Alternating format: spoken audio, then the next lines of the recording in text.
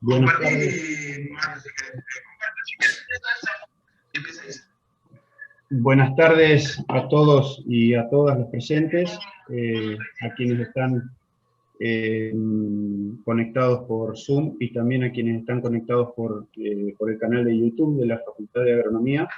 Les damos la bienvenida a este inicio de ciclo de seminarios de posgrado organizados en conjunto por la Facultad de Agronomía, Facultad de Ciencias Exactas y Naturales, y INCITAP y el Instituto Nacional de Agropecuaria de Mendoza. En este primer encuentro van a disertar la doctora Isabel Schicli y el doctor Mario Calafat. Está también presente la magíster Laura Wisner por la Facultad de Ciencias Exactas y Naturales. Laura, si querés hacer alguna presentación, comentario, y luego ya arrancarían. Gracias, Diego. Solamente saludar a la y los presentes.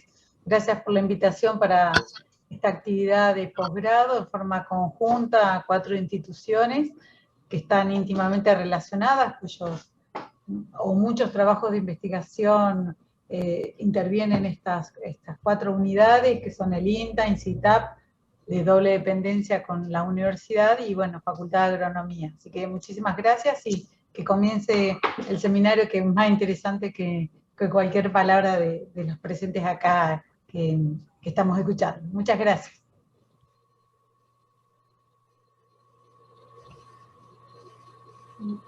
Bueno, entonces, si te parece, Diego, perdón, también está Antonella, disculpame Antonella, no sé si por INCITAP querías hablar, y Carlos, también si quieren hacer algunas palabras. Gracias, Diego. No, agradecer a Isabel y a Mario por participar y romper el hielo, y bueno, los participantes los vamos a estar esperando con una frecuencia quincenal todos los miércoles, y va a ser interesante el intercambio y la participación. Bueno, gracias, Diego. Ya está todo dicho, pero bueno, es darle la bienvenida a todos y gracias a los participantes y particularmente, bueno, a los expositores que van a ser los primeros en abrir este ciclo de seminarios, donde, como ya bien lo dijeron, participan 4 instituciones: la Facultad de Ciencias Naturales, Exactas y Ciencias Naturales, INTA, INCITAP, y por supuesto nuestra escuela de posgrado. Así que vamos, nos escuchamos atentamente, Isabel, Mario, así que adelante. Bueno, ante todo también agradecer la participación de todos los que están acá presentes, agradecerles que se hayan conectado, agradecerle a Laura, Antonella, Carlos y Diego por la organización de estos seminarios. Bueno, y esperemos estar a la altura, justo somos los primeros, veremos cómo nos va. Nosotros con Mario propusimos este seminario, no porque sea nuestra línea de investigación, sino porque, bueno, como investigadores, como lectores de paper, como lectores de medios de comunicación, y ante esta realidad que nos invade a todos y que por ahí estamos cansados y saturados, pero al mismo tiempo creemos que, o hemos escuchado por primera vez, tantos términos biomédicos y tantos términos estadísticos en los medios de comunicación, cosa que nosotros festejamos, celebramos, nos parece una oportunidad única también para que toda la ciencia y toda la ciencia biomédica o la ciencia biológica esté al alcance de todos.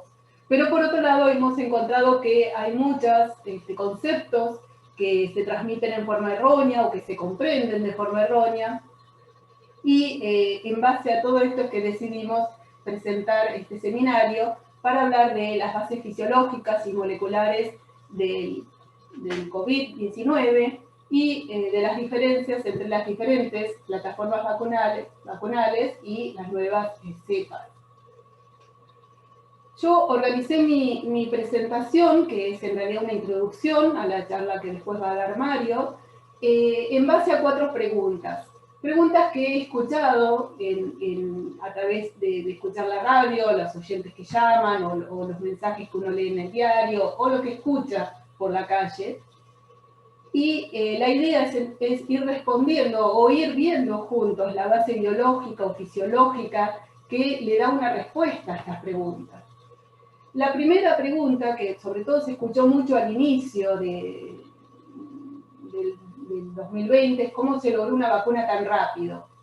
Y esto ha generado mucho miedo al principio, por ahí ahora ya no estamos tan asustados con las vacunas, pero se ha hablado mucho de cómo es posible que una vacuna aparezca tan rápido, si una vacuna es segura. Entonces, bueno, esa sería la primera pregunta que voy a abordar. La segunda es, ¿qué es la eficacia? Que es ese numerito con porcentaje que hemos visto sobre todo a partir de la vacuna de Sputnik, cuando Lancet salió la publicación de que era un 91,5% de eficacia, entonces se empezó a hablar de eso, pero ¿qué es realmente? ¿Se puede comparar las diferentes vacunas comerciales a través del número de eficacia?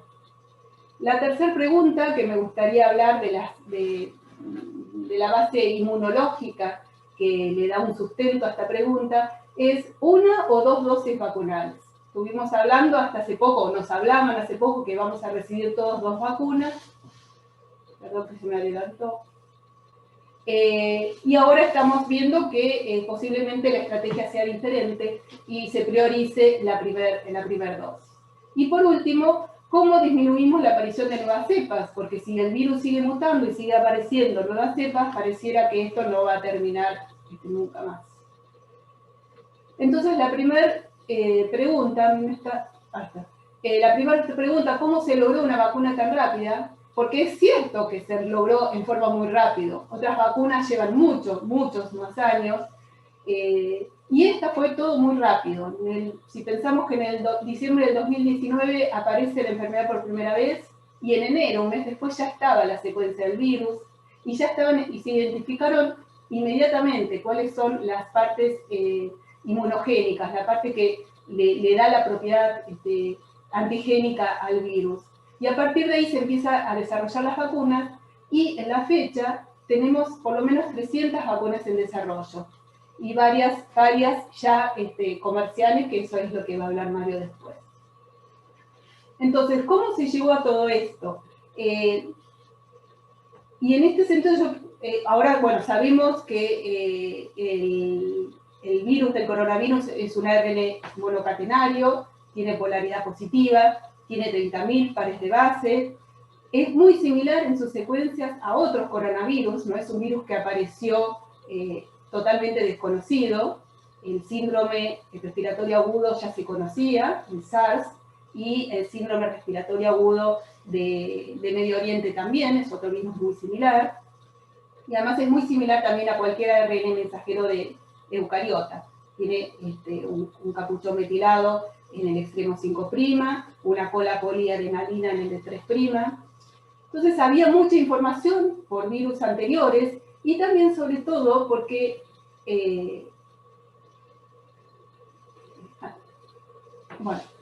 por el desarrollo de la biotecnología que ha permitido avanzar rápidamente con la investigación de este virus en particular. Fíjense, este es un artículo del año 2013 y es el desarrollo de una vacuna para el SARS, que como les decía es muy similar, si bien el SARS-2 tiene otras características, pero es muy similar. Entonces, todo el desarrollo de las plataformas de las vacunas existía, se había desarrollado anteriormente, y lo que se hizo fue adaptarse a las proteínas inmunogénicas de este nuevo virus. El virus del coronavirus tiene estas proteínas en superficie que se llaman spike, bueno, como dije, tiene un ARN, se une a estos receptores, que es la enzima convertidora de angiotensina. Estos receptores están en pulmón, en cerebro y en riñón, por eso son los órganos donde el virus va a entrar con más facilidad. Una vez que entra a nuestra célula, lo que hace es liberar el ARN genómico, y a través de la replicación y la transcripción y traslación de los otros ARN para codificar el resto de las proteínas virales, finalmente se van a ensamblar y se van a liberar, invadiendo nuevas células y aumentando en forma exponencial la cantidad de virus que hay en un organismo. Todo este mecanismo, por supuesto, se conocía, estoy diciendo algo que se ve en biología, no es nada nuevo, pero me gustaba ponerlo y repasarlo, porque también uno de los aspectos que se ha hablado mucho con una de las plataformas, con la plataforma del ARN mensajero, es que no eran vacunas y que eran maniobras o tecnologías para manipular nuestro ADN. No sé si ustedes se recuerdan, pero un poco de eso se había hablado muy al inicio, cuando se hablaba de las vacunas. Entonces, fíjense que ni el virus ni la vacuna de ARN mensajero entran nunca al núcleo. Entonces, a todas estas teorías conspirativas del miedo de la vacuna, yo creo que es importante tomar el argumento de que sí, es cierto, la vacuna se desarrolló rápido, pero se desarrolló rápido porque había investigación básica atrás. En el año 80 se desarrolló la PCR, la termocicladora, la PCR, y en los años 90 la automatización del secuenciamiento. Si no hubiera existido todas estas herramientas biotecnológicas, si no se hubiera desarrollado toda la biología molecular como se desarrolló en los últimos años, no hubiéramos tenido una vacuna tan rápida. Así que yo creo que es un buen momento para nosotros, los científicos, los que trabajamos en cualquier rama de la ciencia, mostrar que sí, es cierto, se hizo rápido, porque se hizo rápido en los países que han tenido una inversión consistente a lo largo de los años en investigación y en desarrollo. Entonces, las vacunas cumplen con todos los protocolos de cualquier vacuna. La fase preclínica, las 4 fases clínicas. Sí es cierto que hay menos burocracia entre una fase y otra. En una vacuna tradicional se tarda muchos años entre que se apruebe y que se permita pasar a la siguiente fase. Y en estos casos, al tratarse de una pandemia y al tratarse de que hay muchos grupos compitiendo y hay mucho, y por quizás una de las primeras veces las compañías farmacéuticas están interesadas en la vacuna, entonces algunos tiempos es cierto que se acortaron y que algunas fases se superponen. Pero lo que le da sustento a esta rapidez en la investigación es contar con investigación básica. La segunda pregunta es, ¿qué es la eficacia? Estos numeritos, la Pfizer un 95%, lo hemos visto en todos los diarios, la Sputnik un 91%, la Johnson & Johnson un 70%. ¿Qué significa esto? ¿La Johnson & Johnson es peor que las otras? ¿Se pueden comparar? Y no, la verdad es que no. Una vacuna, para ser vacuna, tiene que cumplir con 3 principios. Tiene que ser segura, es decir, no tiene que producir la enfermedad. Tiene que ser tolerable, no tiene que producir reacciones adversas. Y tercero, tiene que inducir niveles detectables de anticuerpos y títulos de anticuerpos neutralizantes. Tiene que cumplir con estas 3 características para ser una vacuna. Todas las vacunas comerciales cumplen con estas características. Se diferencian entonces en la eficacia. ¿Y qué es la eficacia? La eficacia es un ensayo que se hace, es una prueba controlada, aleatorizada, en un grupo de personas. Un grupo recibe la vacuna y un grupo recibe el placebo. Después de un tiempo se determina cuántas personas se enfermaron en el grupo vacunado y cuántas se enfermaron en aquellas personas que recibieron el placebo. ¿Qué información nos da? ¿Qué quiere decir? Por ejemplo, una eficacia del 95% significa que si una persona se vacuna, va a reducir su probabilidad de tener la enfermedad en un 5%. No quiere decir que va a proteger al 95% de las personas, sino que es un dato individual.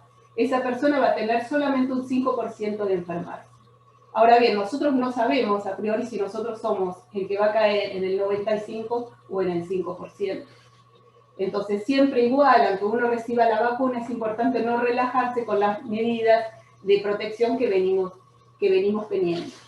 Otra diferencia es que en cada grupo, en cada ensayo que se hizo, se utilizó como variable de respuesta distintas características. Algunos se tomó sintomatología leves, algunas empresas farmacéuticas solamente la presencia de fiebre, otras si reducía la internación. Entonces, como hubo diferentes variables de respuestas, como se utilizaron diferentes poblaciones, como se hicieron en distintos momentos, los ensayos no son comparables entre sí. Entonces no podemos, a través de la eficacia, decir que una vacuna es mejor que otra. Todas las vacunas son buenas, todas protegen para los casos graves, y la mejor vacuna es la que nos toque en ese momento. No hay, yo creo que en eso hay que transmitir tranquilidad. Entonces, ¿qué es la eficacia? Respondiendo a esa pregunta, es la respuesta de la vacuna en un ensayo controlado y aleatorizado. Es un indicador de la variabilidad individual. La tercera pregunta que quería... se me está pasando solo, tengo mal cronometrado algo y se me está cambiando solo los slides. Bueno, 1 o 2 dosis, porque al principio estábamos todos convencidos que íbamos a recibir 2 dosis y ahora se está hablando de una. Entonces, para responder esa pregunta, veamos un poco cómo es el sistema inmunológico, cómo responde a un virus y cómo responde a una vacuna. Este es el mismo gráfico, el mismo dibujo que les mostré antes, donde el virus empieza a estar en nuestro organismo, y lo que primero sucede es antes de que ingrese al organismo, la primera barrera que nosotros tenemos ante cualquier microorganismo, ya sea bacteria o virus, es una protección anatómica, una barrera anatómica. La piel o la mucosa, en este caso la mucosa, porque el coronavirus entra por vía respiratoria. Entonces, esa barrera anatómica es importante para cualquier microorganismo. El barbijo, colocado correctamente, tapando nariz y boca, está aumentando esa barrera anatómica. Es una barrera física que le da más poder a la barrera anatómica natural. Una vez que logra ingresar, si logra ingresar, lo primero que se produce, como en cualquier infección, es una respuesta inmunológica inespecífica. Es decir, el organismo no reconoce qué tipo de virus o qué tipo de bacteria, reacciona de la misma forma. Y lo primero que ocurre es una migración de neutrófilos, y después que eso va a producir todo un proceso inflamatorio, va a liberar quinosinas, va a aumentar la irrigación, y eso va a producir una mayor llegada de otras células, y van a llegar los macrófagos. Los macrófagos tienen la capacidad de fagocitar el virus, lo captan, lo procesan y lo vuelven a presentar en su superficie. Presentan las proteínas que tienen capacidad inmunogénica. Eso es lo que llamamos, o lo que se denomina, presentación del antígeno. Una vez que ocurre esto, otras células leucocitarias, es decir, otras células de los glóbulos blancos de la sangre, que son los linfocitos T helper, van a activar los linfocitos B por un lado, y va a activar también los linfocitos T citotóxicos. Los linfocitos T citotóxicos se llaman así porque justamente tienen capacidad de neutralizar el virus o bacteria. Ahora bien, cuando se activan los linfocitos B, acá cambia, y estamos activando el sistema inmunológico específico que tiene memoria, es decir, estas células van a empezar a producir anticuerpos que son específicos. Ahora no le da lo mismo cualquier virus, sino que realmente reconoce unas proteínas específicas del coronavirus, y va a producir estos anticuerpos, que son proteínas solubles, que se van a unir al virus. Eso es lo que se llama, porque lo reconoce, lo va a neutralizar a través de la aglutinación, va a activar el complemento, que es una serie de proteínas que se van activando en forma de cascada para que finalmente destruir el virus, y van a producir la opsonización. Esto quiere decir que lo van a recubrir, y esta opsonización que hacen los anticuerpos facilitan a los neutrófilos y a macrófagos para reconocerlo, porque están reconociendo también esta estructura ya multicelular. Además de hacer todo esto, se van a activar otros linfocitos B que se llaman de memoria. Y esto es lo que va a quedar como memoria inmunológica. También van a quedar linfocitos T de memoria. ¿Qué quiere decir de memoria? Es que ya reconocieron, ya tienen, reconocen este antígeno y van a responder más rápido y con mayor amplitud ante una segunda exposición al mismo virus. Entonces, cuando nosotros recibimos una vacuna, la respuesta, esto es igual para cualquier microorganismo, la primera respuesta tarda más, porque el sistema inmunológico específico todavía no había estado expuesto a esta molécula, y da una respuesta un poco menor. Una segunda dosis de vacuna da una respuesta mayor y más rápida. Esto es la base de por qué se dan 2 dosis vacunales, porque va a durar también más en el tiempo. Primero es la inmunoglobulina M, la que se activa, y después la inmunoglobulina G. Ahora bien, la decisión de dar una sola vacuna es porque en situaciones de pandemia no solamente se piensa a nivel individual, sino que hay que tomar también medidas epidemiológicas a nivel de la población y pensar qué es mejor para la población. Entonces, en base a esto, se optó, en lugar de vacunar a la mitad de las personas con 2 dosis, vacunar al doble de las personas con una sola dosis. Pero entonces no nos tenemos que olvidar que la respuesta que se tenga con una sola dosis va a ser menor. Entonces, otra vez, después de la vacuna no hay que relajar las medidas preventivas que estamos teniendo, porque si no, este nivel de anticuerpos va a ayudar a que la enfermedad no sea tan grave, pero el virus va a seguir replicando entre nosotros y va a seguir aumentando la posibilidad de mutación. ¿Cómo disminuir la mutación? La mutación se logra cuando nosotros logramos la inmunidad de rebaño. ¿Qué significa eso? Que la probabilidad de que una persona contagie a otra sea menor a 1. Y eso depende del ritmo de reproducción del virus. En este gráfico nos muestran distintas enfermedades y fíjense, el coronavirus está en el medio, es el 60%, es decir, se requiere que el 60% de una población esté inmunizada para que la replicación con el contagio disminuya a menos de 1. Y eso, al disminuir el contagio, va a disminuir la probabilidad de mutaciones, porque el virus, a medida que se va replicando adentro de nuestras células, va aumentando la probabilidad de que se mute. Si esa mutación es favorable para el virus, se va a fijar en esa población, y ahí es cuando aparece una nueva cepa viral.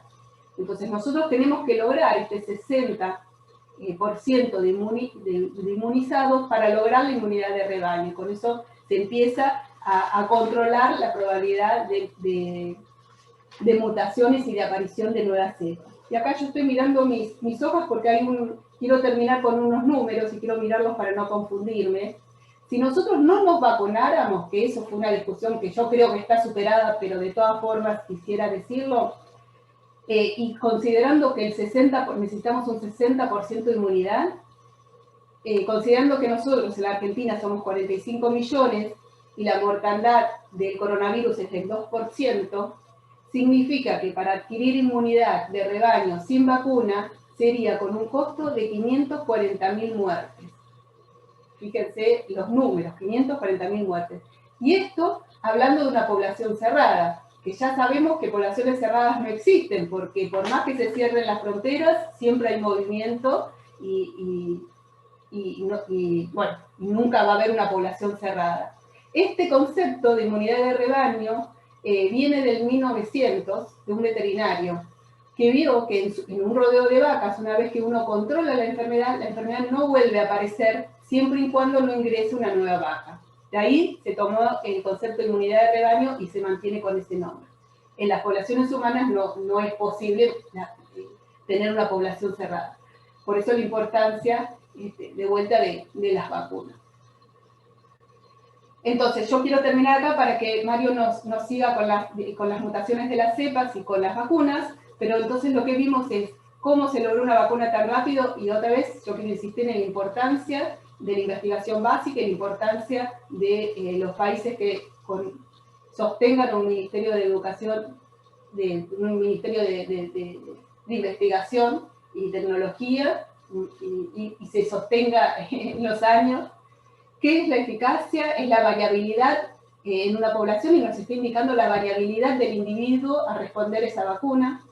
1 o 2 dosis, eso es el sistema inmunológico, que en realidad requiere 2, pero con una ya estamos teniendo protección. Y por último, cómo disminuir la aparición de nuevas cepas a través de la vacunación. Así que yo con esto quiero, ya me fui 2 minutos de lo que había dicho, le voy a dejar de compartir para que empiece a compartir Mario, y después seguimos con... Bueno, gracias Isa. Ahora empiezo a compartir, denme un segundo. Un segundito. Bien, todos escuchamos, primero agradecerles, esperen que lo pongo en pantalla completa. Ahí está. En primer lugar, agradecerles por estar. Es una charla, como dijo Isa, que no es nuestro trabajo cotidiano, pero pensamos que era interesante para este momento. Sin ir más lejos, hoy se están dictando nuevas medidas de restricción para justamente evitar y cortar la cadena de transmisión del virus, que lo vamos a charlar al final, entre todos. También, bueno, hace poco el presidente dio positivo del virus por PCR, digamos, fue confirmado, y eso surgieron nuevas preguntas, porque Alberto tenía las 2 dosis de la Sputnik, de la vacuna Sputnik 1, Sputnik 5, perdón. Entonces, lo que vamos a charlar ahora, después de toda la presentación de Isabel y vamos a ver un poquito, tratar de ser lo más claro posible, de 3 temas importantes que creemos que podíamos desarrollar, que son el tema 1, que son las plataformas de vacunas utilizadas, ¿no es cierto? O sea, quiere decir cómo, mediante qué metodología o qué tecnología se desarrollaron tan rápidamente estas vacunas, como bien lo explicó Isabel. ¿Sí? Perdón.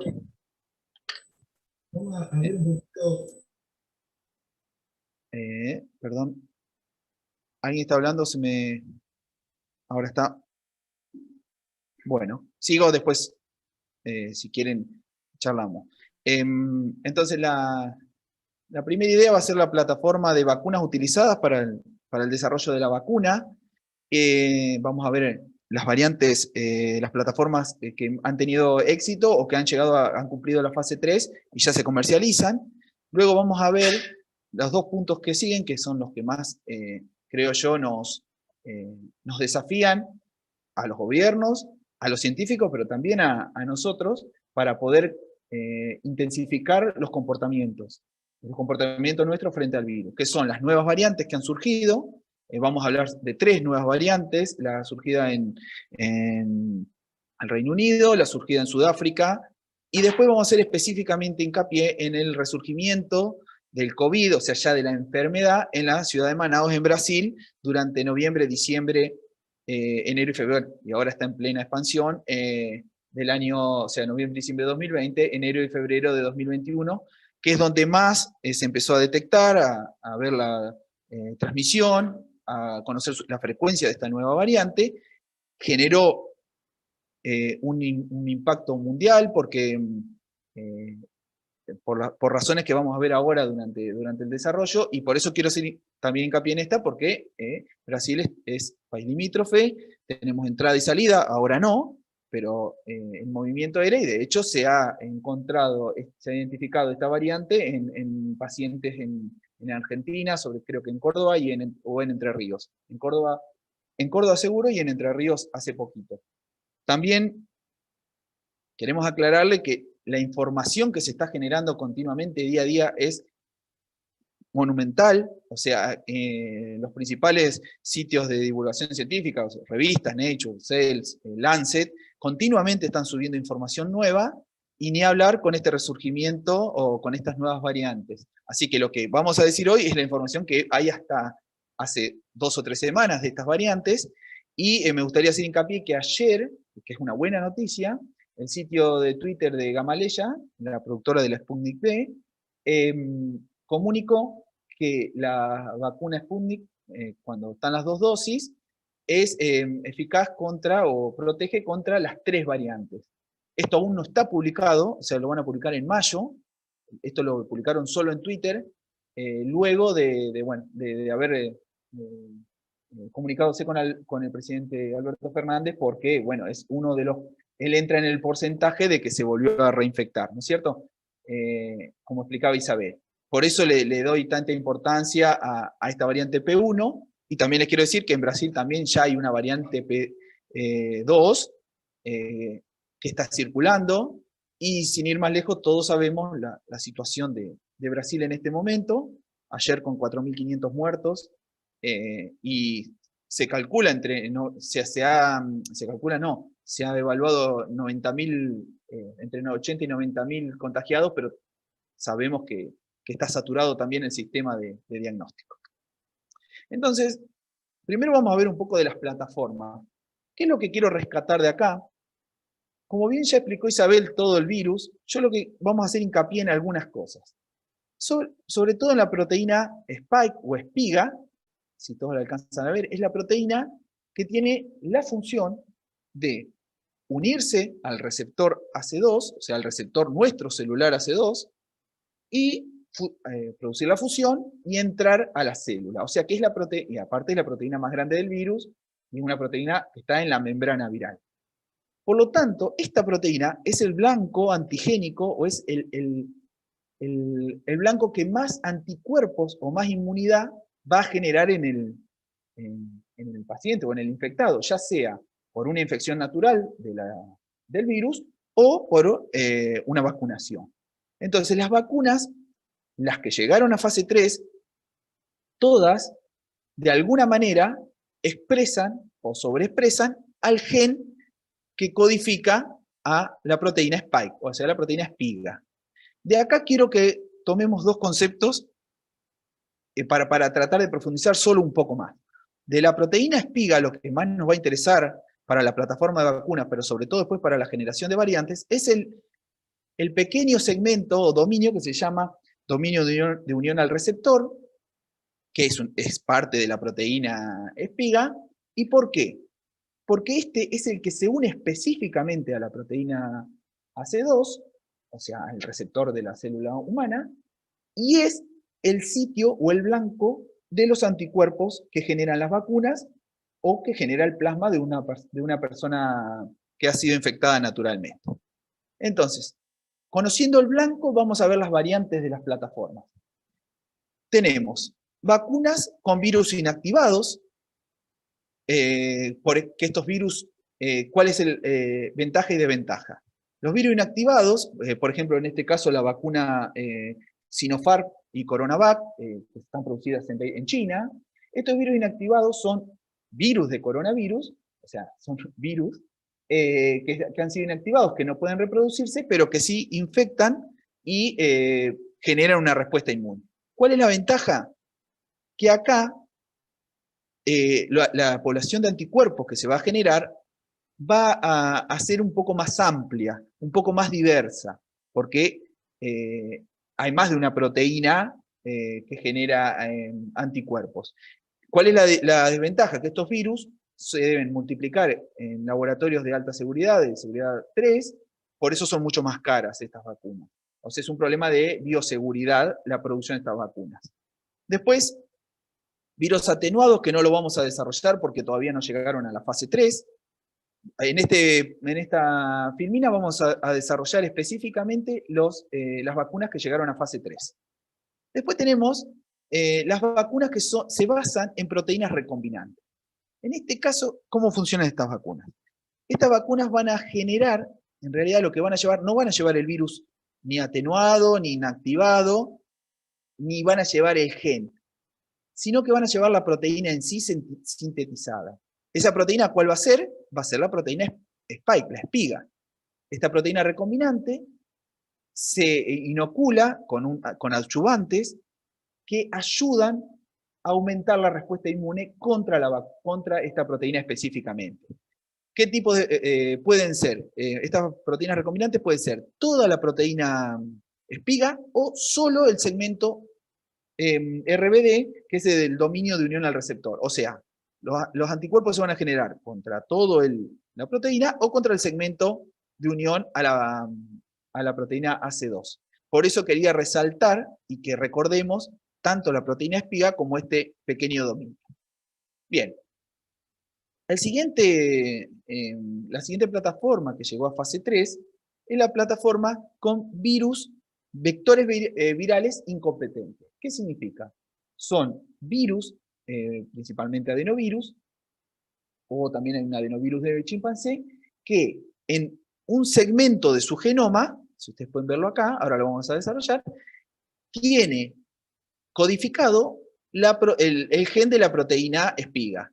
Entonces, cuando este virus infecta, genera una respuesta inmune, pero no se replica en la célula. ¿Sí? Lo que hace acá es que este segmento, luego, como bien explicó Isabel, se va a transcribir, va a generar la proteína espiga del coronavirus, y sobre esa se van a generar los anticuerpos, como explicó anteriormente Isabel. Y después tenemos la otra plataforma que llegó a fase 3, que es más actual y tiene menos desarrollo que las anteriores, que son las vacunas ARN o RNA. ¿Estas vacunas qué contienen? Son mucho más simples de producir porque lo que conlleva o lo que lleva es ARN sintético, o sea, lleva RNA del virus, fíjense que vuelve a llevar el gen de la proteína espiga, todas llevan el mismo, envuelto en lípidos que simulan ser, o es muy similar, a la membrana celular de las células humanas que van a ser infectadas. Entonces, eso le permite la fusión y la liberación del ARN viral, en este caso, de este ARN, para que se traduzca y genere la proteína espiga. Y sobre eso se generen los anticuerpos. Entonces, básicamente, el resto no lo vamos a desarrollar porque no ha llegado a fase 3, pero básicamente todas, salvo los virus inactivados, van a utilizar como blanco antigénico del virus, o sea, van a poner el foco en la proteína espiga o en el segmento o en el dominio rojo que tenemos acá. Entonces,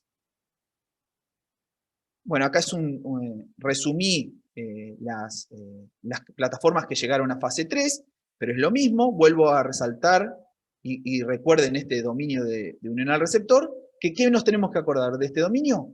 Que se une a la proteína C2, pero además es el blanco de los anticuerpos. Las dos características quiero resaltar de este. Bien, ahora me gustaría mostrarles, y se los muestro en inglés porque lo tomé de una revista en inglés. Acá están las 3 plataformas que han llegado a fase 3. Cuando yo me puse a analizar esto, que fue publicado en Nature en el 2020, fíjense que tenemos las 3 plataformas, que es ARN mensajero, con las nanopartículas lipídicas, el virus que se usa como vector, el adenovirus, pero que no se replica en la célula, y las proteínas recombinantes. Y después nos nombran, estas serían las plataformas tecnológicas, ahora vamos a nombrar las empresas que lo han desarrollado.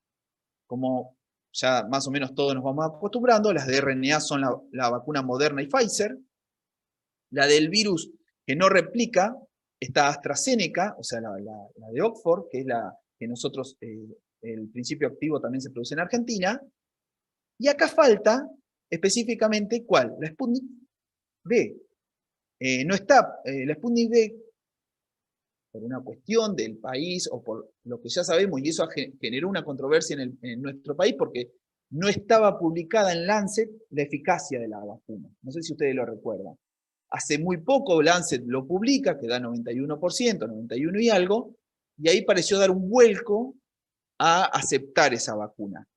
Por eso acá les muestro las empresas que no todas las empresas que han desarrollado vacunas, menos la rusa y la cubana, que ahora lo vamos a desarrollar aparte.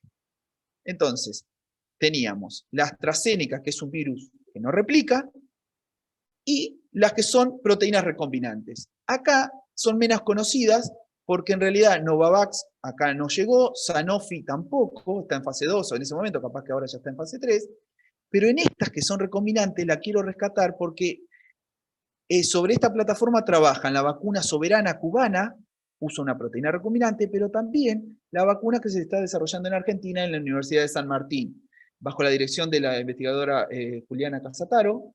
Ellos utilizan esta proteína recombinante para desarrollar una vacuna. Están en fase 2.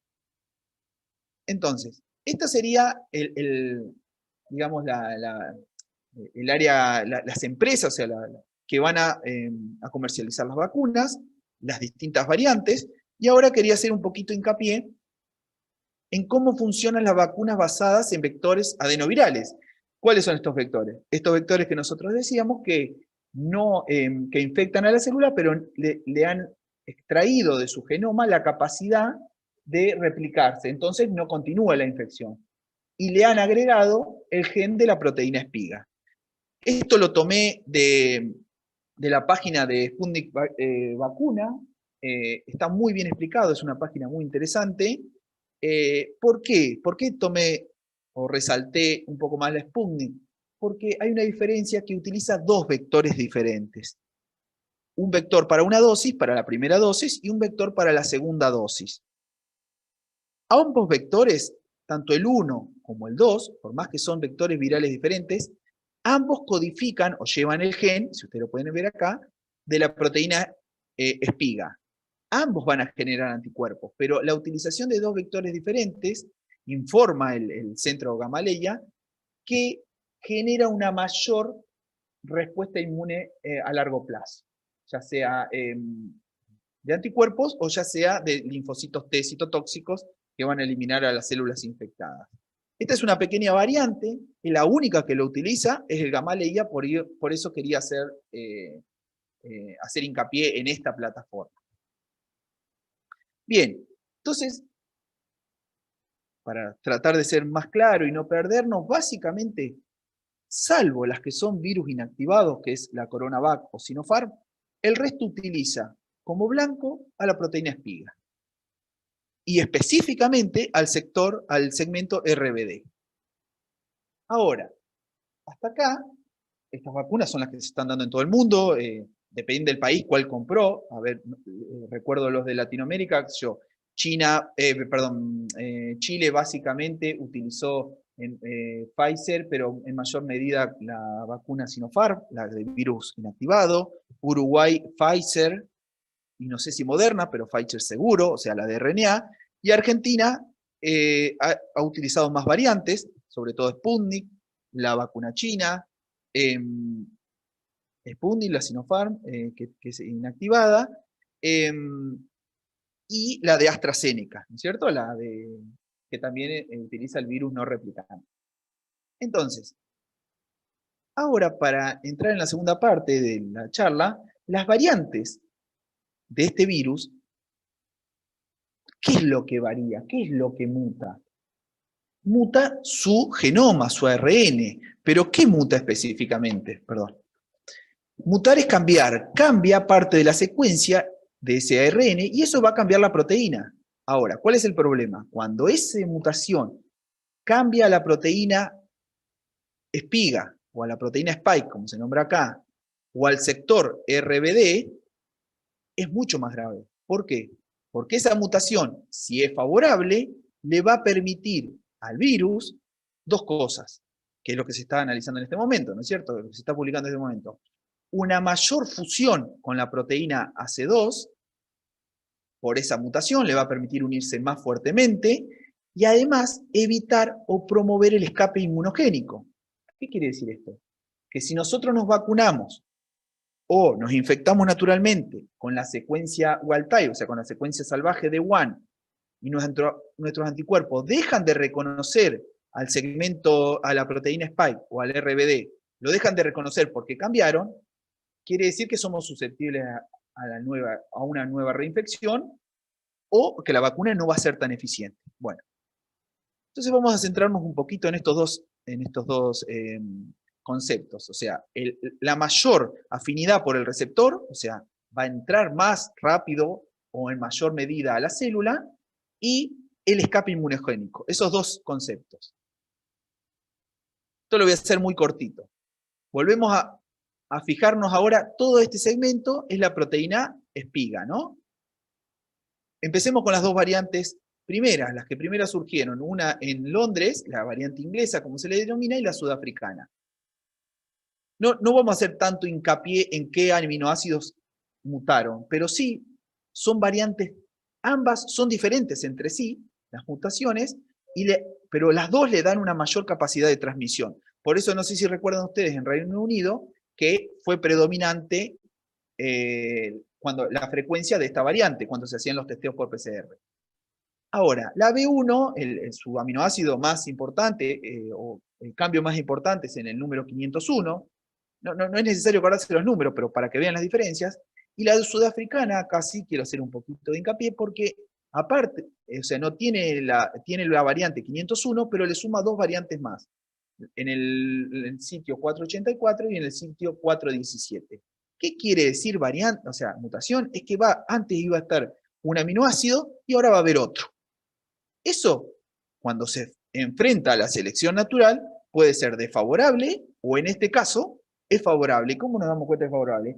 Porque estas variantes empiezan a predominar en la población. Si no, se eliminarían y continuaría detectándose la variante original, la D1.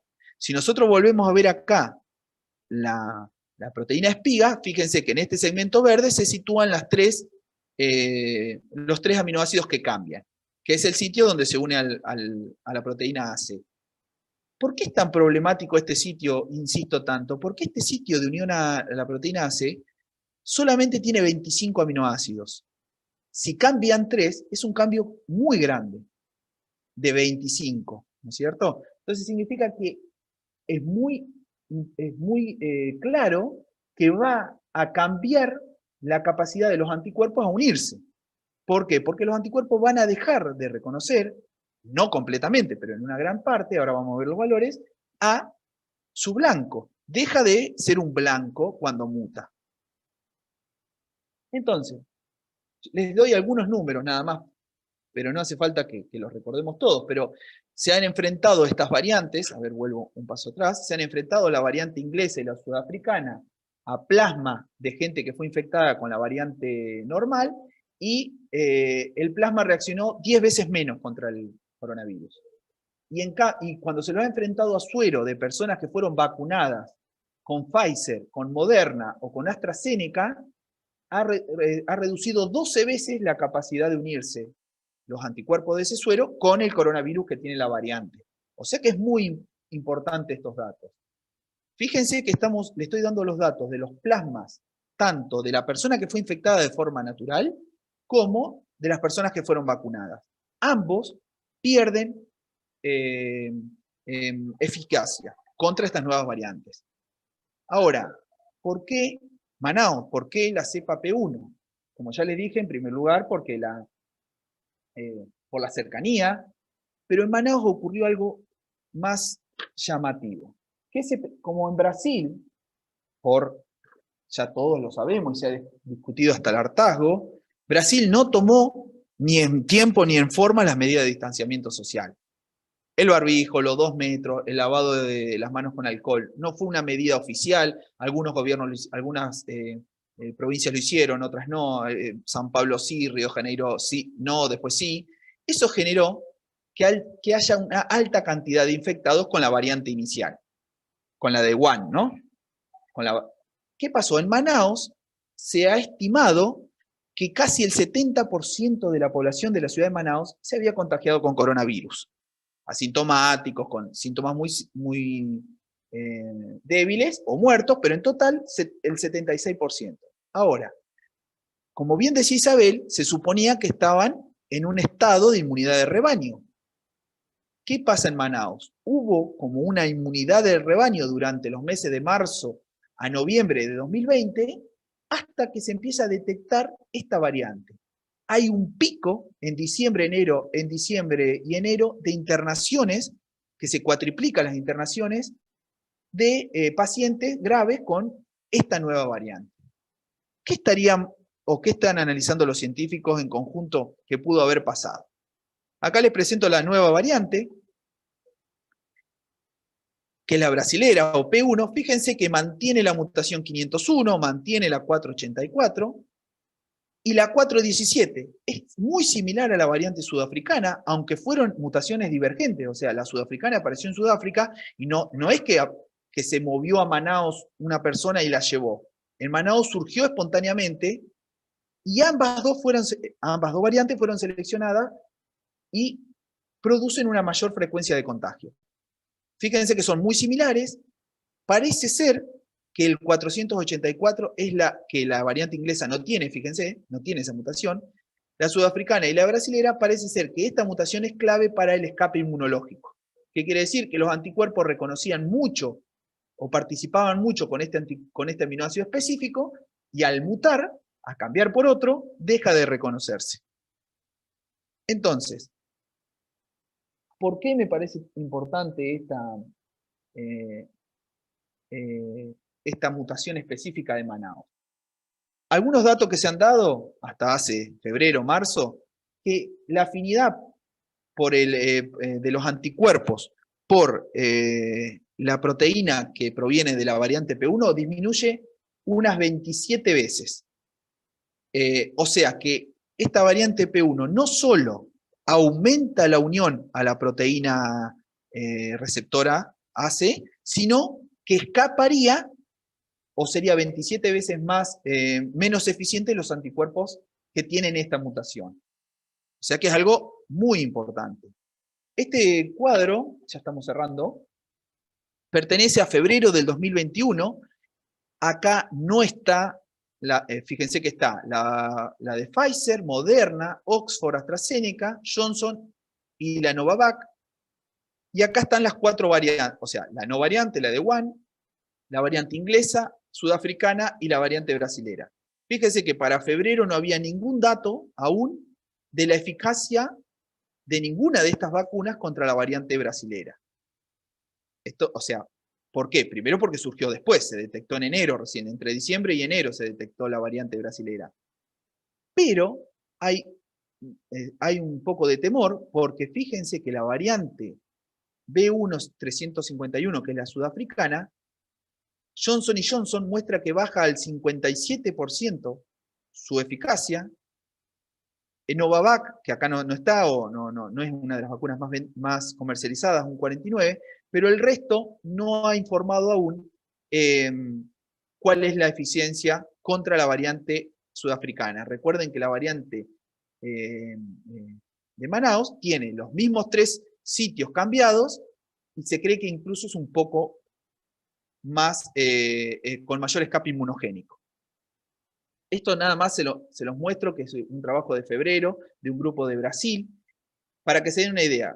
Solamente de marzo a noviembre del 2020 no se encontró ninguna variante P1 en los pacientes. O sea, tomaron pacientes,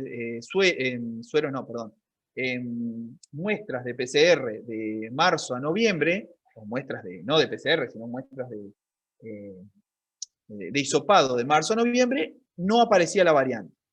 En diciembre ya aparecen 35 de 67. Un 52% de los pacientes que se hisoparon en diciembre, o sea, de un número bajo, estamos hablando de 60 pacientes, es un número bajo para la ciudad de Manaus, pero son los primeros datos, el 52. Pero ya en enero, el 41 de 48 secuencias que compararon tenían la variante P1, o sea, una frecuencia del 85%. Esto es un dato preocupante porque quiere decir que ha desplazado en esa ciudad, y ahora se está extendiendo en Brasil, la variante P1 ha desplazado a la variante Wuhan original. Por lo tanto, podemos suponer que puede haber no solo mayor transmisibilidad, sino mayor escape inmunogénico. Por último, una sola cosita para agregar y ya cierro y podemos ir a las preguntas, y le agradezco de nuevo. Hay una cosa muy interesante que nombró Isabel, es que la respuesta del virus, o sea, la respuesta del cuerpo hacia el virus, no solamente es con inmunoglobulina G, o sea, con la inmunoglobulina que recorre todo nuestro cuerpo y nos protege de los pulmones. También las mucosas generan un anticuerpo, un poco menos específico, que es inmunoglobulina A. Esa inmunoglobulina A la podemos detectar básicamente en los tractos aéreos superiores. ¿Qué pasa? Cuando hay una infección natural, hay unas que ingresa por los tractos respiratorios, hay algo de inmunoglobulina A y después inmunoglobulina G que protege a los pulmones, y la A al tracto superior. Ahora, fíjense, cuando hay una inyección intramuscular, hay una alta proporción de inmunoglobulina G, pero no de A, que es donde ingresa el virus. ¿Se entiende? Entonces, lo que se está desarrollando y ya está en pruebas de fase 2 son vacunas intranasales que permitan una estimulación de la A y luego de la G o combinadas con la intramuscular. Esto podría ser, o esto puede ser una de las causas, no lo puedo afirmar, o sea, se está estudiando, que estas vacunas actuales lo que van a permitir es prevenir o atenuar la enfermedad. O sea, pensemos en el ejemplo más característico que tenemos ahora, que fue el presidente. Él, con las dos vacunas, se infecta, se diagnostica esa infección por PCR, su hisopado da positivo, pero con mínimas síntomas. Creo que 37,5 y algo de dolor, por lo que expresó. Entonces, ¿qué quiere decir? Que estas vacunas no van a dar una inmunidad esterilizante, o sea, no es que no nos vamos a infectar. Puede haber una infección en las proporciones como explicó Isabel, no es algo anormal, no es algo que no iba a pasar. De hecho, esta filmina tiene un año es del marzo de 2020. Ya se proponía que las vacunas intradermales, como el virus respiratorio, podían no llegar a proteger de una infección del tracto aéreo superior. Les traje esto porque me parece que era importante para tratar de entender un poco por qué se pueden generar, infectarse, pero que el desarrollo de la enfermedad va a ser muy leve. Porque cuando estamos vacunados, ¿no? Por supuesto. Ahora, sí, y cierro con esto, como se ha detectado, pero no de forma comunitaria, se han detectado pacientes con la variante P1 en Argentina, pensemos que las personas que han sido infectadas naturalmente con COVID o los que están vacunadas no estarían protegidas contra esta variante. Entonces, lo que proponemos de acá con la charla con Isabel, y después damos paso a las preguntas, es que la mejor forma, la única forma de cortar la transmisión es el comportamiento social. ¿Qué significa? Barbijo, distancia de 1,5 metros, 2 metros, y el lavado con alcohol en gel. Eso sí corta la transmisión. Y el ejemplo paradigmático de esto es Chile. Si ustedes pueden ver, Chile es el país más exitoso en la vacunación. Vacunó casi al 25-30% de su población. Distintos porcentajes para la primera dosis y segunda dosis, pero es el que más ha vacunado, pero ahora convive con un pico de infección.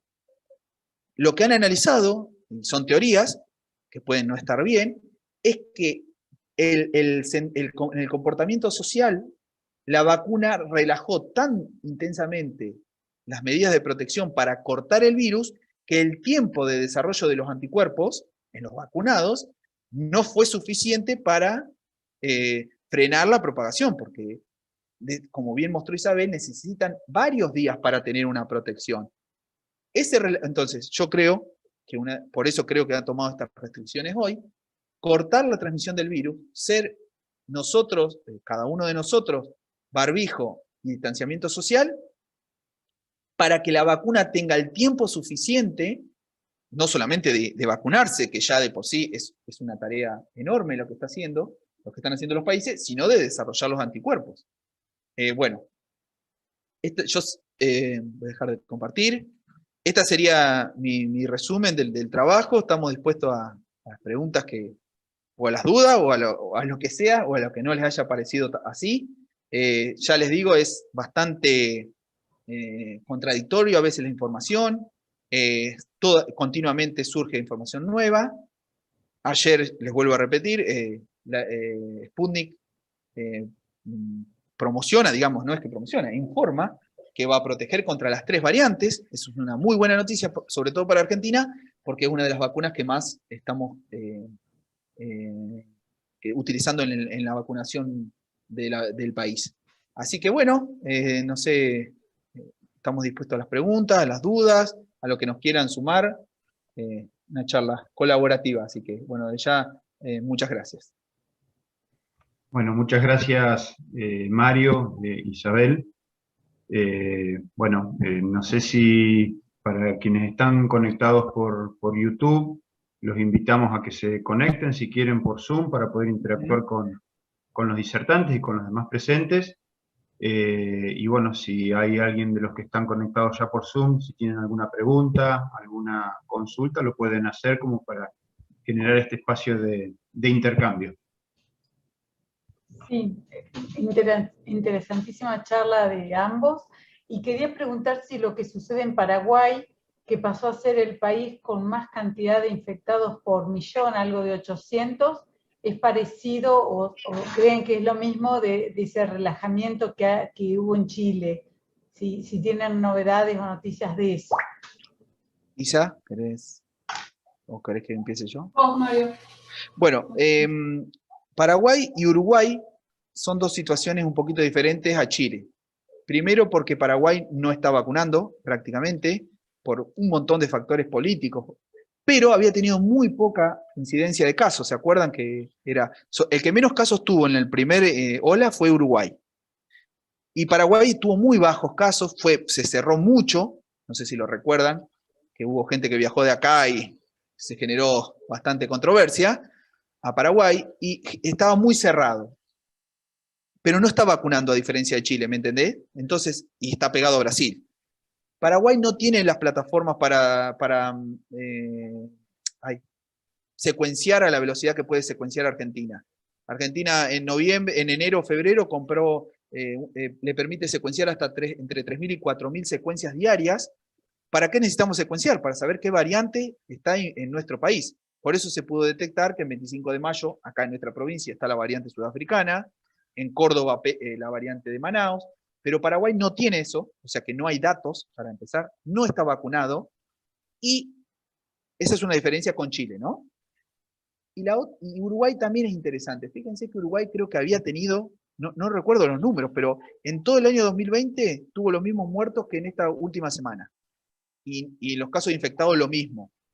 Ha tenido una explosión de 800, 900 casos por millón de habitantes. ¿Qué variante está en Paraguay? Si es una situación de variante o es una primera ola, porque quizás Uruguay está viviendo una primera ola con la variante salvaje. Yo creo que en su momento, creo lo que he leído, que en Uruguay cerró muy rápidamente su aeropuerto, es muy diferente las fronteras con Argentina, y eso logró que casi no hubiera el infectado inicial, digamos, como tuvo Argentina cuando en febrero, ¿se acuerdan? En febrero del 20 ya había ingresado, sobre todo por Ezeiza y alguna frontera, el virus. Esos son 3 escenarios distintos. Eso es lo que te podría decir de lo que yo sé. Lo que pasa es que como ellos no están en este momento, ni tampoco Uruguay, secuenciando, yo creo que cuando lo hagan sabremos si son variantes que vinieron de Brasil, de Sudáfrica, de Londres, o es la variante original que agarró a la población sin inmunidad, no tiene inmunidad natural. ¿Sí? Isa, ¿querés agregar algo? Si no está Aníbal ahí preguntando. No, le damos a Aníbal. Bueno, en principio gracias, excelente las 2 exposiciones y aparte esclarecedoras, ¿no? Yo lo que quería hablar justamente de este tema que se estaba hablando recién, otra de las cosas que se dijo sobre Chile específicamente, que tiene un porcentaje altísimo de población vacunada, es que usaron una plataforma que es la Sinopharm, sí, que dicen que no es tan eficiente como las otras plataformas, ¿no? Entonces, que probablemente parte de esa infección masiva que siguen teniendo a pesar de la vacuna podía estar relacionado con eso, ¿no? Yo creo que es muy difícil comparar entre países porque las estrategias de cada uno fue muy distinto. Por ejemplo, Chile, cuando nosotros, por ejemplo, estábamos aislados, realmente aislados, ellos fueron aislando por barrios. Entonces no era un aislamiento masivo, un aislamiento total.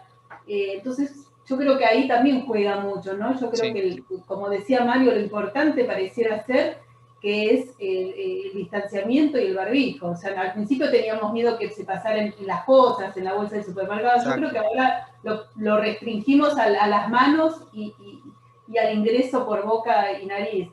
Y en Chile yo, por lo menos, tengo experiencia, o sea, tengo conocidos y entonces tengo información por ese lado. No hubo una concientización del aislamiento, de la utilización de barbijo, y el aislamiento fue medio extraño, porque era, como te decía, por barrio. Sí.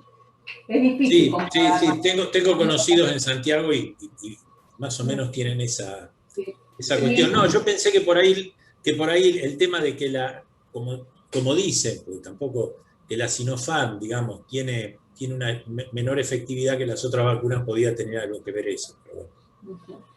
Está claro que el comportamiento social es lo que define esta cuestión. Eso. Sí, Antonio. Le sumo una sola cosita rápida. Primero que si hubiera un listado de importancia, yo creo que el distanciamiento social y el barbijo. Y eso no estuvo en estos países. Y fíjense algo que me gustaría resaltar. No lo sé, puede ser una casualidad o puede ser algo comprobable, pero las variantes, ¿dónde surgieron? Las variantes más peligrosas.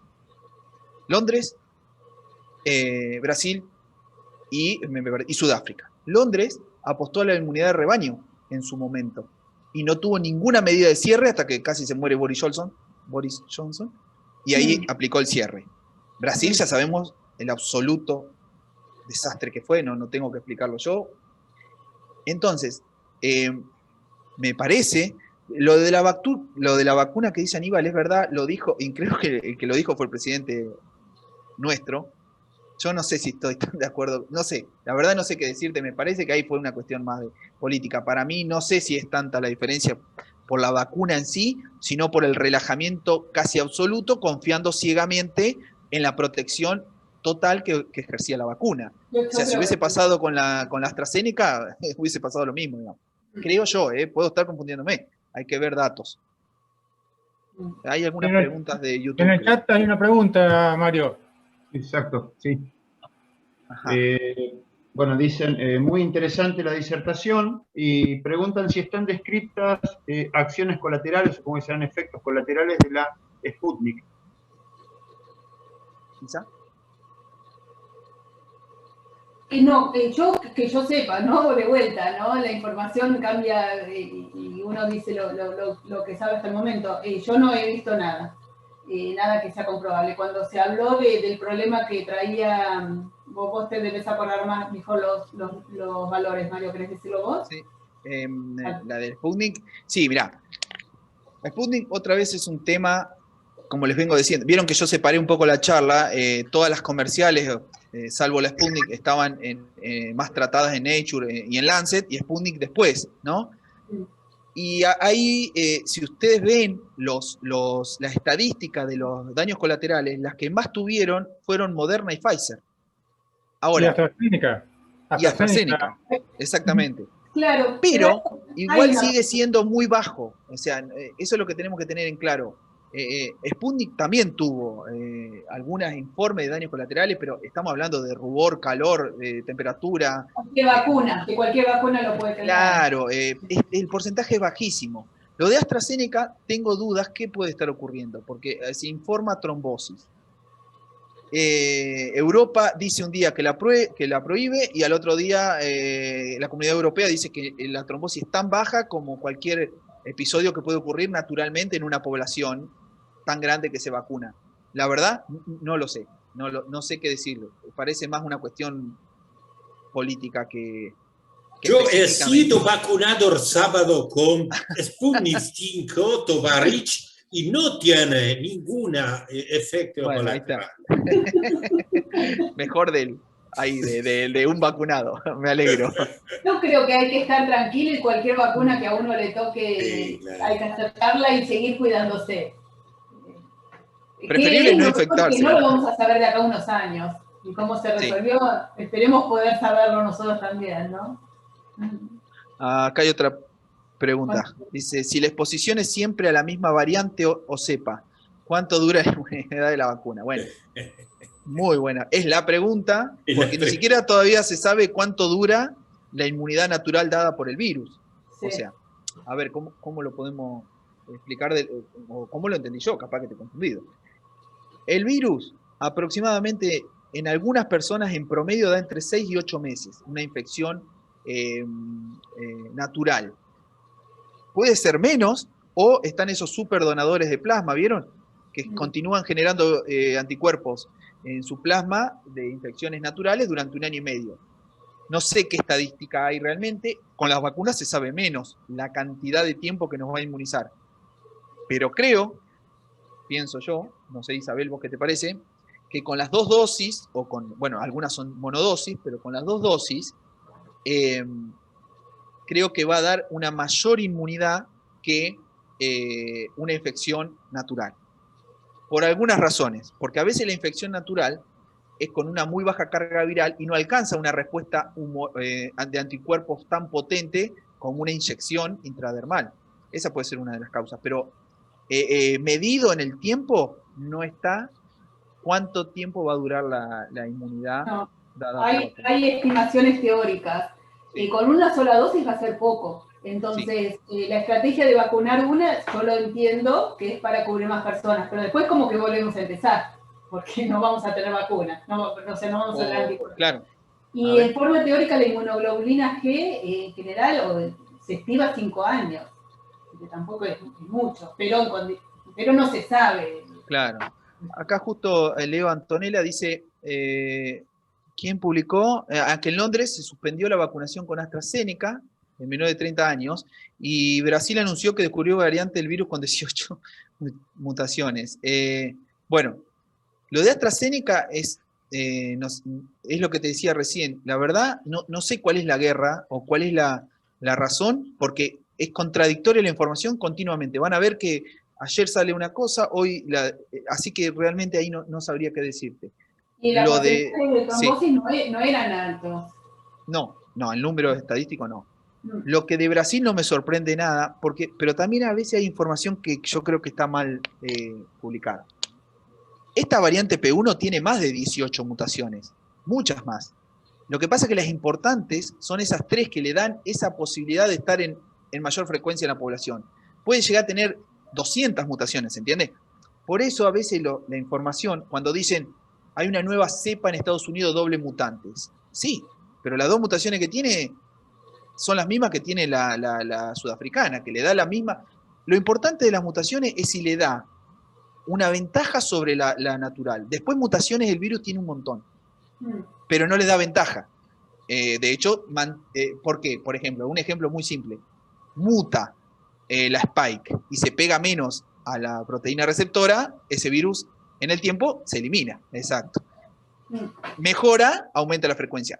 Entonces, por ahí, eso está bueno que hagamos un esfuerzo por ahí, cuando leemos doble mutante o triple, que genera más miedo. La realidad es que si la mutación le da una frecuencia mayor, los que desarrollan la vacuna lo tienen que analizar, porque, por ejemplo, pienso yo, ¿no? Y les hago la pregunta a ver qué les parece a ustedes. Las vacunas que son proteínas recombinantes, ¿no? Que es la proteína espiga específicamente. Quizás tendría que ser varias variantes de esa proteína espiga, o sea, la variante sudafricana, la variante Manaus, en el mismo cóctel. No sé, creo que puede ser uno de los caminos para, y no solamente con la variante de Wuhan. Moderna y Pfizer ya están elaborando las nuevas. Es más simple con el virus, con la vacuna RNA. Es más simple generar esas nuevas variantes. Pero bueno, vamos día a día, ¿no es cierto? Sí, aparte, a ver, digamos, en la naturaleza las mutaciones mayoritariamente son deleterias, digamos, ¿no? O sea que... Exactamente. se deben estar produciendo, con la velocidad de reproducción que tienen los virus, se producirán millones de mutaciones. Lo único que, claro, nos aparecen estas como porque son las que nos joden, digamos. Exacto. Nos joden a nosotros, pero debe haber millones de mutaciones diarias en el virus que hacen que el virus vaya para atrás. Leo otra pregunta, dice, ¿qué saben de la estrategia de China para controlar la propagación del virus? No sé, Isa, ¿vos qué sabés? Bueno, ellos fueron sumamente estrictos con el aislamiento. Sí. Y con eso fueron rotundos. El barbijo nadie dudó y siempre lo usaron correctamente y cerraron la ciudad completamente, ¿no? Wuhan estuvo cerrado completamente 4 meses. No sé cuántos millones de habitantes. Yo creo que por ahí, y bueno, también tienen, ellos tienen el virus inactivado y ya vacunaron a toda la población. Claro, es de ellos esa vacuna. Hay un ejemplo interesante. Con el aislamiento. No, hay un ejemplo re interesante para mí, que es Israel. Israel hizo ambas, una vacunación masiva y un estricto, durante el proceso de vacunación, un estricta aislamiento, barbijo y medidas de distanciamiento. Y en este momento se cree, o sea, ya se está informando que hay como una apertura prácticamente normal. ¿Por qué Israel sí y por qué Chile no, por ejemplo? Lo que explican algunos sociólogos, que es interesante leerlo, es el comportamiento. Israel es un país que su población está básicamente en guerra continua, o sea, está dominada por sus directivas de los gobiernos, no se contradicen, o sea, es otro comportamiento social. La vacunación fue exitosa, en 3 meses vacunaron a todas las personas, o 3 o 4 meses. Bueno, es un caso muy especial porque es una población, un comportamiento poblacional diferente al resto. No es lo que va a ocurrir acá, ni en Chile, y muchísimo menos en Brasil, que ni siquiera se sabe cuántos infectados bien hay. Pero bueno, es un buen ejemplo para ahí sí comparar qué pasa con las vacunas y con el comportamiento social adecuado. Si nosotros podemos ir hacia ese escenario, estamos hablando de barbijo y distancia, o sea, no estamos hablando de nada del otro mundo, y darle el tiempo a las vacunas para que hagan su efecto biológico, ¿no? Creo yo que sería una buena estrategia. Sí, Mario, yo tengo, no es una pregunta, un comentario por un artículo que leí hoy precisamente. No, sobre las secuelas que deja el virus. Hay muchas personas que han superado la enfermedad, ya sea en forma grave o aún en formas muy leves, y luego se manifiestan secuelas que son muy duraderas, por más de 6 meses todavía están presentes. Secuelas neurológicas, psicológicas, mencionan. Bueno, que eso también es un hecho de gravedad, para alarmar. Quizá no... No, es cierto. Pudiste... No sé bien por qué es, ¿no? la fisiopatología del virus, pero es cierto, sí, se está viendo cada vez más, incluso. Antes no. Por ejemplo, sí. Recordemos todos, porque a mí también me llamó la atención eso, que el virus, una de las características es la falta de olfato. Y ahí está afectando células nerviosas del sistema olfativo, pero son células nerviosas. O sea, el virus tiene capacidad. El receptor AC, la enzima,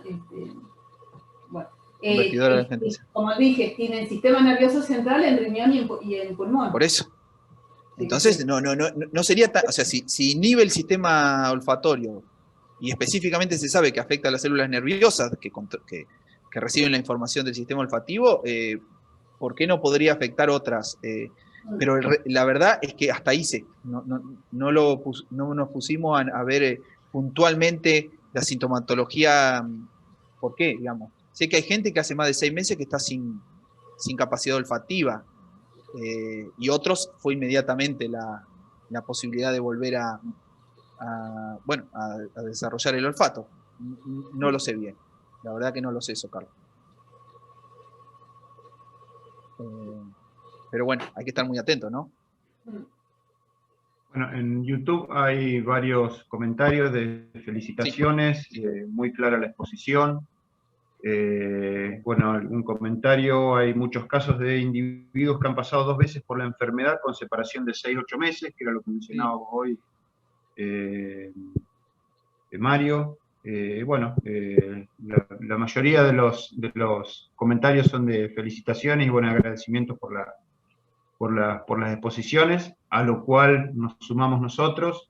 No sé si hay alguna otra pregunta, alguna otra consulta, comentarios que quieran hacer, tanto quienes están en Zoom como quienes están siguiendo desde el canal de YouTube. Bueno, nosotros agradecemos mucho que nos hayan escuchado y bueno, los comentarios que nos están haciendo llegar. Sí, acá Sebastián también nos saluda. Bueno, muchísimas gracias. Yo creo que va a seguir Bueno, de hecho el año pasado tuvimos 2 charlas de COVID, ¿se acuerdan? En marzo y abril. Y bueno, yo creo que va a continuar y desde distintos aspectos sería interesante también abordarlo. Por ejemplo, las secuelas, sería interesante. A ver, acá hay una pregunta. Perdón, pero la leo así podemos. Con respecto al comentario de Ernesto Morisi sobre la no aplicación de AstraZeneca a mujeres menores de 60 que tomen anticonceptivo, ¿hay algún registro o publicación? No, yo no lo sé. Yo no lo sé. No, con la parte endocrina no he leído nada. No, yo tampoco. No sé, ¿lo relacionarán con la trombosis? Y la relación con las hormonas. No sé, habría que... Bueno, es una posibilidad de sumar para si se siguen ocurriendo estas... O sea, no es bueno, digamos, que las vacunas estén teniendo estas limitaciones, porque obviamente que no van a alcanzar para todos. Y cada vez AstraZeneca o la que sea empieza a tener estos problemas en una estadística peligrosa, digamos, ¿no? Una estadística que pueda hacer que no la usen, no sé, sería importante para más adelante verlo. Bueno, acá hay un comentario que yo también leí, este artículo. Mariano hace referencia a un artículo que salió en La Nación, en donde entrevistaban a una paciente recuperada de COVID, pero con un grave deterioro cognitivo, menciona, y estaban intentando relacionar ese deterioro con la pérdida del olfato. Sí, el COVID largo lo están llamando, las secuelas neurológicas. Sí, la verdad que no lo sé, Mariano. No sé bien, no sabría explicar nada. Sí. Sería muy interesante eso. Sí, eso, y sobre todo para mí apuntar toda la atención a Brasil, perdón que insista, por muchas razones. Son millones de habitantes, 4 veces más que nosotros. Sus números no están para nada claros, digamos. Sí los muertos, porque los muertos se cuentan, pero no los infectados. Y es muy mala el manejo hay ciudades que cierran todo y otros nada. Y bueno, es un ejemplo que hay que seguir porque estamos pegados, digamos. Y es imposible filtrar a todos los viajeros. No se puede con la frontera que tenemos. No es fácil. Nosotros mismos acá lo vemos, que hay una relajación, ¿no? El uso del barbijo, sí. La mayoría no lo usa bien, ¿no? Sí, así que bueno, guía por ahí. Que tomemos conciencia. Bueno, muchísimas gracias a todos. No sé, cerrás vos, Diego. Sí, no hay más comentarios, así que podemos dar por finalizado este primer seminario. Tenemos la temática todavía a confirmar para el 21 de abril, también a las 19 horas, el segundo seminario de este ciclo. Así que ya con tiempo estaremos pasando la difusión para que puedan acceder bajo esta misma modalidad. Así que bueno, volvemos a agradecer a todos y a todas los que se han podido conectar, ya sea por Zoom o por YouTube. Y bueno, nos estamos viendo dentro de 2 semanas. Bueno, gracias a todos. Chau, chau. Chau, gracias. Chau, chau.